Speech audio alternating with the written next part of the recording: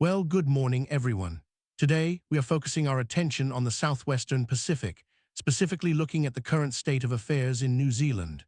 Now, if you were to look at the brochures, you'd see a lot about the tourism sector, the breathtaking landscapes, and the massive influx of international visitors that bolster the local currency.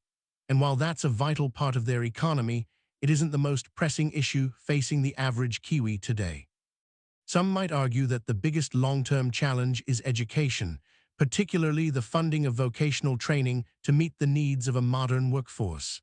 However, all these topics, the fiscal economy, the schools, and the travel industry, are currently being overshadowed by a single, systemic failure. The reality is that New Zealand is grappling with a profound housing crisis.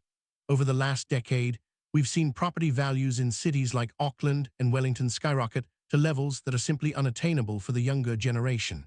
It's not just a matter of people wanting to buy their first home, it's a massive shortage of affordable rental stock. We are seeing families forced into overcrowded conditions or even temporary shelters because the supply cannot keep up with the demand. The government has tried various interventions, but the gap between average wages and the cost of a basic roof over one's head continues to widen. So, while we could spend hours discussing the fluctuations in the national economy or the recovery of tourism post-pandemic, the central theme of today's lecture, the main idea you need to grasp, is the social and financial impact of this unprecedented domestic shelter shortage. It is the defining struggle of their current domestic policy.